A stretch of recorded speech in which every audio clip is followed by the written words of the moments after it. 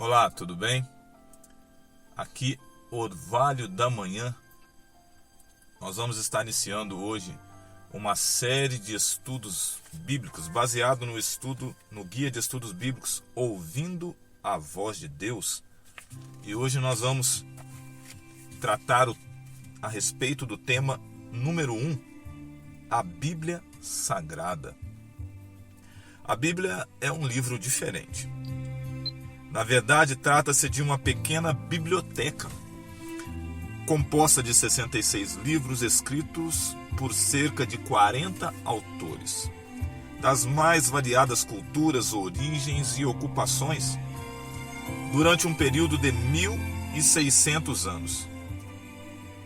Milhares de pessoas já deram a vida literalmente em defesa das verdades nelas contidas. Por abraçarem essas verdades, blasfemos já se tornaram reverentes. Ébrios se tornaram sóbrios.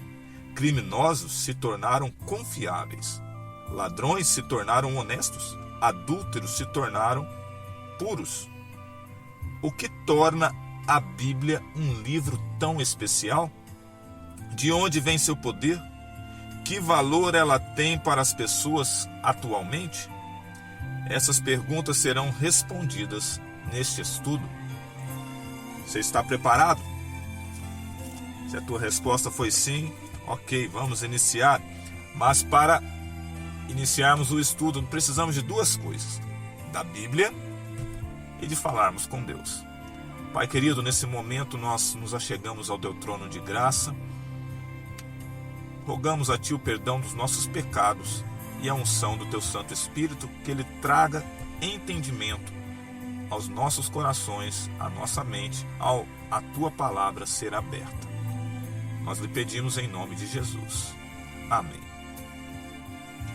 Primeira pergunta a ser respondida: como Jesus considerava a Bíblia? Qual a visão Jesus tinha a respeito da palavra de Deus? Para responder essa pergunta, nós vamos abrir a nossa Bíblia lá no Evangelho de João, no capítulo 17, e vamos ler o verso 17. Você está com a sua Bíblia aí? Então, abra a sua Bíblia em João, capítulo 17, e vamos ler o verso 17.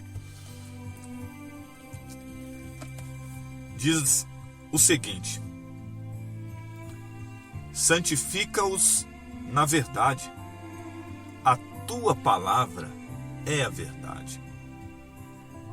Então, Jesus, ele entendia que a Bíblia, também conhecido como a palavra, a palavra de Deus é a verdade. Santifica-os na verdade, ó Pai, pois a tua palavra é a verdade. Segunda questão, você pode, se estiver sendo muito rápido para você pode pausar o vídeo, ache as passagens, leia com calma, responda a pergunta e depois você continua. Ok? Vamos lá. Segunda questão, qual é a situação de muitos estudantes da Bíblia? Do que eles necessitam para entendê-la? Como sempre, para responder as perguntas, nós vamos à Bíblia.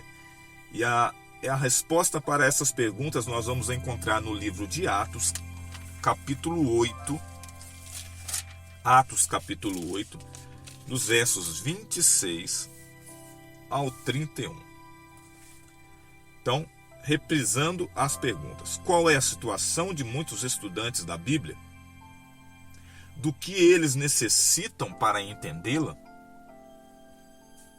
Vamos responder em Atos 8, lendo os versos 26 ao 31. Lá diz assim: um anjo do Senhor falou a Filipe dizendo: dispõe-te e vai para o lado sul, no caminho que desce de Jerusalém a Gaza. Este se acha deserto. Ele se levantou e foi. Eis que um etíope, eunuco, alto oficial de Candace, rainha dos etíopes, o qual era superintendente de todo o seu tesouro que viera adorar em Jerusalém.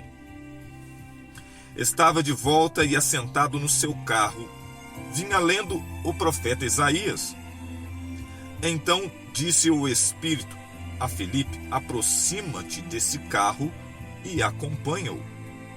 Correndo, Filipe ouviu-o ler o profeta Isaías e perguntou: compreendes o que vens lendo? Ele respondeu: como poderei entender se alguém não me explicar? E convidou Filipe a subir e a sentar-se junto a ele. Diante do que nós lemos aqui em Atos, capítulo 8, dos versos 26 ao 31, qual é a situação de muitos estudantes da Bíblia? Do que eles necessitam para entendê-lo? Muitos estudantes da Bíblia estudam e não entendem, não compreendem. Do que eles necessitam para entendê-la? Para entendê-la, eles necessitam de alguém. Eles precisam de alguém que já está no caminho há mais tempo, que já tem experiências mais profundas, né? Os ajude a compreender, como foi o caso aqui do eunuco com o apóstolo, né? Filipe. Ok? Vamos para a próxima. Qual é a maneira correta de estudar a Bíblia? Ah, existe uma maneira correta de estudar a Bíblia? Sim, existe. Vamos abrir a nossa Bíblia aí, lá no Evangelho de Lucas. Volte um pouquinho aí. Atos, Evangelho de João e Evangelho de Lucas. Lucas capítulo 24, nós vamos ler o verso 27. Lucas capítulo 24 e vamos ler o verso 27. E diz assim: e começando por Moisés, discorrendo por todos os profetas, expunha-lhes o que a seu respeito constava em todas as Escrituras. Você percebeu? Aqui está falando o apóstolo Lucas, né? O evangelista Lucas está falando como Jesus estava defendendo a sua messianidade. Como que ele fez isso? Ele fez através da palavra. E como ele usou a palavra? Começando por Moisés, ou seja, começando pelos livros, 5 primeiros livros da Bíblia, que são conhecidos também como Pentateuco, né? Foram escritos por Moisés. Começando por Moisés e discorrendo por todos os profetas. Então, qual é a maneira correta de estudar a Bíblia? Nós estudamos a Bíblia de um ponto a outro, de Gênesis a Apocalipse, né? Isaías capítulo 28, 10 também vai dar uma luz a respeito desse assunto. Lá diz um pouco aqui e um pouco ali. Nós podemos estudar a Bíblia de maneira correta comparando os textos que tratam do mesmo assunto, buscando outras passagens que explicam o assunto, pedindo a orientação do Espírito Santo, como nós fizemos aqui no início do nosso estudo, através da oração. E estudar o mesmo assunto ao longo de toda a Escritura. Ok? Essa é a maneira correta de estudar a Bíblia. Vamos para a quarta pergunta aqui. Que benefício recebe o estudante das Escrituras? Será que eu tenho algum benefício ao estudar a palavra de Deus? Para responder essa pergunta, nós vamos ouvir o que Jesus disse aos fariseus, um pouquinho à frente aí de Lucas 24, João capítulo 5, nós vamos ler o verso 39. Jesus ali num diálogo com os fariseus, os doutores da lei, ele diz para eles o seguinte: examinais as Escrituras, porque julgais ter nelas a vida eterna, e são elas mesmas que testificam de mim. Então, que benefício você, como um estudante das Escrituras, que benefícios nós encontramos ao estudá-la? Através da Bíblia encontramos a vida eterna. E a Bíblia, a palavra de Deus, é ela que testifica de Jesus, que é o personagem central da Bíblia. Cada página da Bíblia revela seu amor e seu desejo de nos salvar. Lendo a Bíblia diariamente, nós encontramos o caminho da salvação. Então, é através da Bíblia que nós encontramos com Jesus, é através da Bíblia que nós alcançamos, pelos méritos de Cristo Jesus, nós alcançamos a vida eterna. Vamos para a próxima? Quinta pergunta. Que outro benefício prático podemos ter ao examinar a Bíblia? Ainda no Evangelho de João nós vamos encontrar a resposta. Capítulo 8, vire aí uma ou duas páginas, capítulo 8, e vamos ler o verso 32 do Evangelho de João. Que benefício, que outro benefício prático podemos ter ao examinar a Bíblia?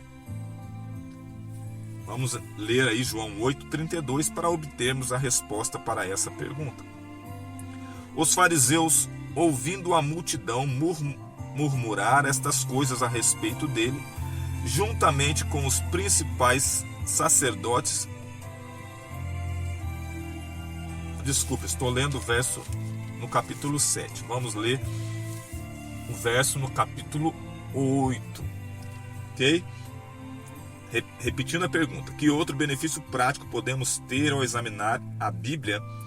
João 8,32. Diz assim: E conhecereis a verdade, e a verdade vos libertará. A verdade bíblica nos liberta do que? Você deve estar se perguntando. A verdade vai me libertar do que? A verdade bíblica nos liberta do pecado. O Espírito Santo nos guia a toda verdade. Lá em João 16, verso 13, João 16, verso 13 diz assim: E quando vier, porém, o Espírito da verdade, ele vos guiará a toda a verdade. Porque não falará por si mesmo, mas dirá tudo o que tiver ouvido e vos anunciará as coisas que hão de vir. Então, o outro benefício, o primeiro benefício é conhecer Jesus através das Escrituras, ter acesso à vida eterna através das Escrituras e de Cristo Jesus. E o outro benefício é sermos libertos da vida de pecado. Vamos para a próxima pergunta. Pergunta número 6. Quem inspirou os profetas ao escreverem a Bíblia? Essa pergunta é muito importante, pois muitas vezes nós ouvimos argumentos do tipo: a Bíblia foi escrita por homens, e as pessoas rejeitam a Bíblia com este argumento. De fato, é verdade, a Bíblia foi escrita por homens. Mas esses homens, nós entendemos, nós cremos pela fé que esses homens foram inspirados por Deus. Lá no início do estudo de hoje nós falamos assim: foram 40 autores, ok? São 66 livros e foram 40 autores. 40 homens que se debruçaram para escrever a palavra de Deus. Esses homens, eles escreveram a Bíblia num espaço, entre um espaço de 1.600 anos. A maioria deles não se conheceram. A maioria deles não tiveram acesso ao que um e o outro escreveu. E nem por isso eles se contradizem no que ele escreveu. Você pode encontrar na Bíblia aparentes contradições, mas depois de um estudo profundo você vai perceber que não há contradições. Ok? Então, assim, quem inspirou os profetas ao escreverem a Bíblia? Vamos ler lá na cartinha do apóstolo Pedro, lá no finalzinho já da Bíblia, próximo do último livro, Apocalipse, em 2 Pedro, capítulo 1. 2 Pedro, capítulo 1, nós vamos ler o verso 21. Mais uma vez eu repito, se estiver rápido para você, você pode pausar o vídeo, encontre a passagem, depois de ler, dá o play e continue o estudo, ok? Vou repetir a pergunta. Quem inspirou os profetas ao escreverem a Bíblia? Para responder, nós vamos ler aí o verso 21 de 2 Pedro. Olha o que o apóstolo Pedro nos diz. Olha como o apóstolo Pedro enxergava a Bíblia dos seus dias. Porque nunca, jamais, qualquer profecia foi dada por vontade humana. Entretanto, homens santos falaram da parte de Deus, movidos pelo Espírito Santo. Então, para o apóstolo Pedro, a Bíblia foi escrita por homens. Sim, está correto. Mas foram homens movidos pelo Espírito Santo, inspirados pelo Espírito Santo. Não falaram aquilo que eles desejavam, mas aquilo que o Espírito Santo os mandava escrever. Ok? Vamos seguir aí. Quanto do texto bíblico é inspirado por Deus? Né? Volta aí aquele argumento. Né? Alguns podem... mas... isso aqui eu concordo, eu aceito que foi inspirado por Deus. Mas isso aqui eu acho que não. Né? Nós vamos ver aqui o que a própria Bíblia diz a respeito disso. Quanto do texto bíblico foi inspirado por Deus? Será que foi só os livros de Salmos? Será que foi só o Pentateuco, os 5 primeiros livros? Só o Apocalipse? Vamos ver aí. Olha o que o apóstolo Paulo, em sua carta para o seu filho na fé, Timóteo, ele afirma aí. Volta um pouquinho aí, você está em 2 Pedro? Volta um pouquinho. 2 Timóteo, carta do apóstolo Paulo ao seu filho na fé. 2 Timóteo, você vai encontrar Tiago, continue voltando. Vai encontrar a carta aos Hebreus, continue voltando. Né? E você vai achar aí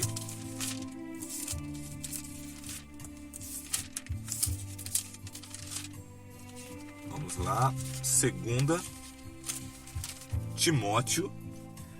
Timóteo, capítulo 3, e vamos ler o verso 16. E vamos ver o que o apóstolo Paulo fala a respeito da palavra de Deus, né? Capítulo 3, verso 16, diz assim: presta atenção, toda a escritura é inspirada por Deus e útil para o ensino, para a repreensão, para a correção, para a educação na justiça, a fim de que, eu vou ler o verso 17, porque qual o propósito disso? A fim de que o homem de Deus, você é um homem de Deus? Você é uma mulher de Deus? Então preste atenção, a fim de que o homem de Deus seja perfeito e perfeitamente habilitado para toda boa obra. Amém? Então, o apóstolo Paulo aqui ele nos dá até mais de uma resposta, né? Responde até aquilo que não foi perguntado. Quanto do texto bíblico é inspirado por Deus? Somente o Antigo Testamento? Somente o Novo? Não, o apóstolo Paulo diz que toda a Bíblia é inspirada por Deus.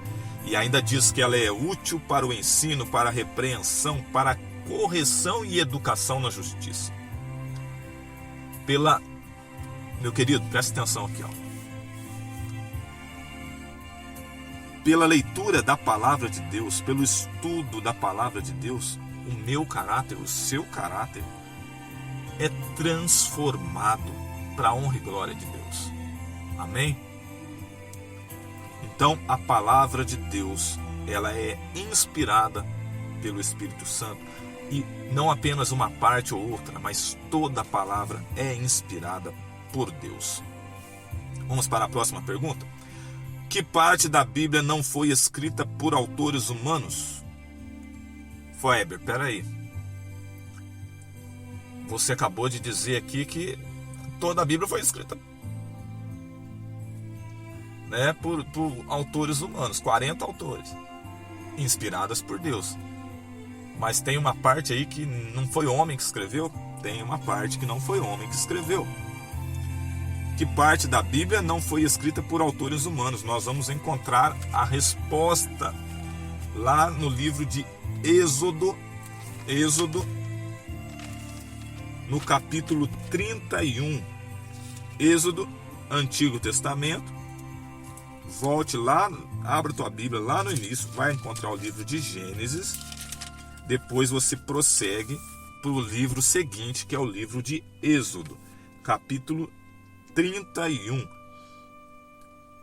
E vamos ler o verso 18, que diz assim: E tendo acabado de falar com ele no monte Sinai, deu a Moisés as 2 tábuas do testemunho, tábuas de pedra, escritas pelo dedo de Deus.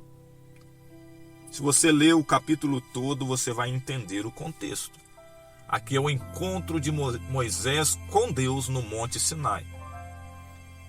E Moisés recebeu das mãos de Deus as 2 tábuas do testemunho, ou seja, as tábuas dos 10 mandamentos. E aqui diz que, e tendo acabado de falar com ele no Monte Sinai, deu a Moisés. Quem deu a Moisés? Deus. Ele deu a Moisés as 2 tábuas do testemunho, tábuas de pedras escritas pelo dedo de Deus. Ou seja, meu amigo, minha amiga, existe uma parte na Bíblia que não foi escrita por homens, por esses 40 autores, né? Os 10 mandamentos foram escritos pelo próprio dedo de Deus. Ok? Vamos para a próxima pergunta. Pergunta número 9. Alguém está autorizado a alterar a Bíblia? Vamos ler agora. Você estava aí no 2º livro da Bíblia, agora você vai para o último livro da Bíblia, Apocalipse, capítulo 22. Último livro e último capítulo. Capítulo 22 de Apocalipse. Está percebendo como que o estudo da palavra de Deus é um pouco aqui, um pouco ali? Você vai encontrando resposta para as perguntas, discorrendo de uma ponta a outra da palavra de Deus. Apocalipse, abra a tua Bíblia aí, em Apocalipse capítulo 22, e vamos ler os versos 18 e 19. Encontrou? Podemos ler? Vamos lá então. Diz assim: Eu, a todo aquele que ouve as palavras da profecia deste livro, testifico. Quem é esse eu aqui? A Bíblia vai responder, vamos lá. Se alguém lhes fizer qualquer acréscimo, Deus lhe acrescentará os flagelos escritos neste livro. E se alguém tirar qualquer coisa das palavras do livro desta profecia, Deus tirará a sua parte da árvore da vida, da cidade santa e das coisas que se acham escritas neste livro.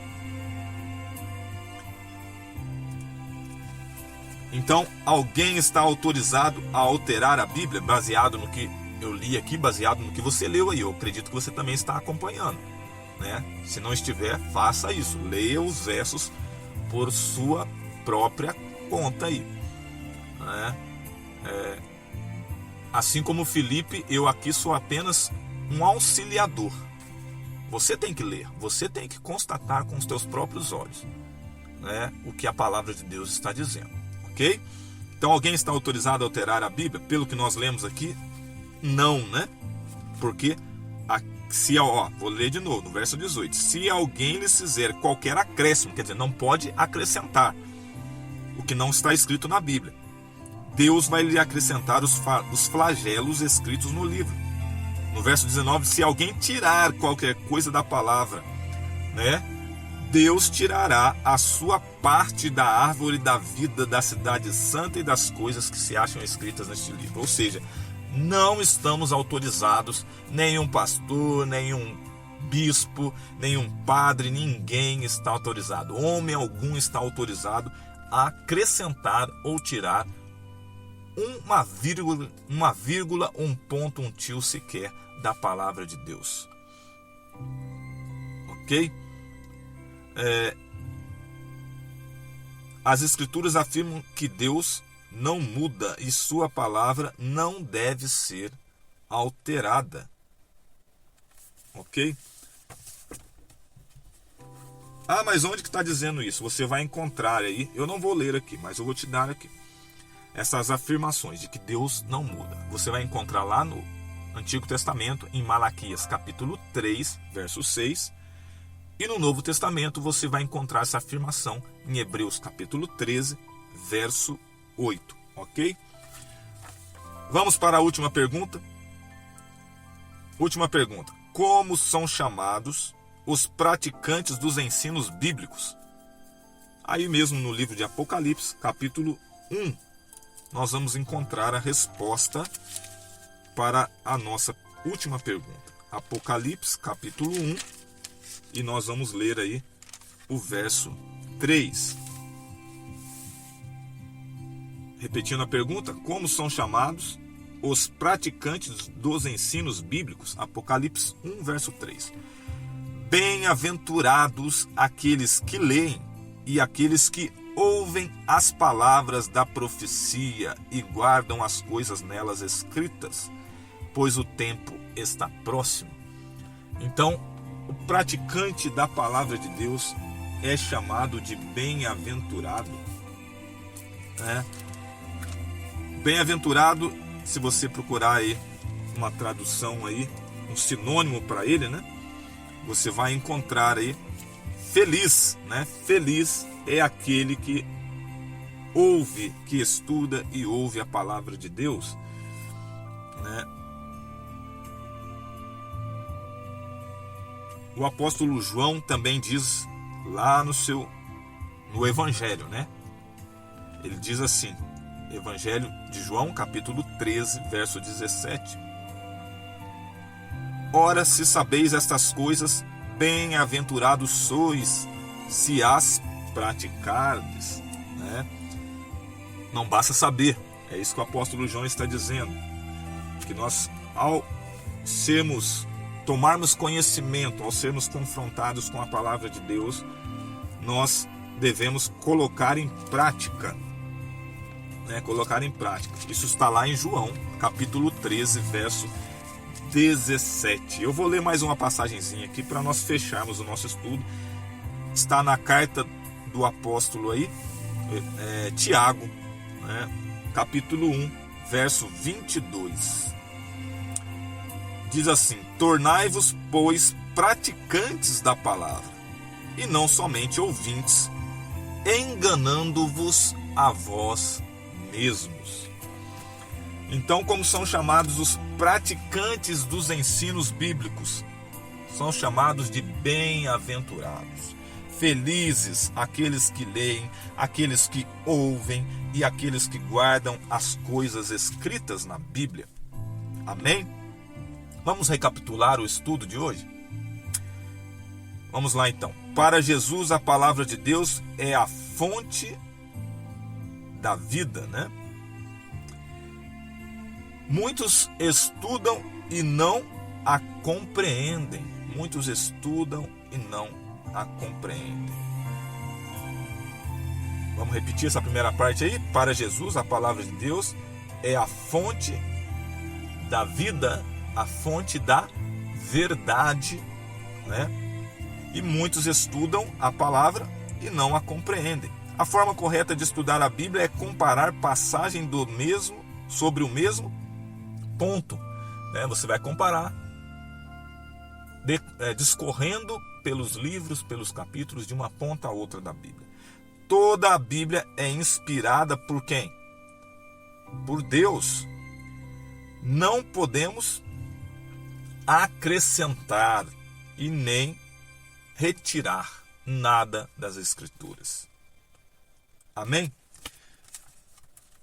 Aqui nós encerramos o estudo de hoje e aguarde. O próximo estudo vai falar sobre a beleza da criação de Deus. Forte abraço.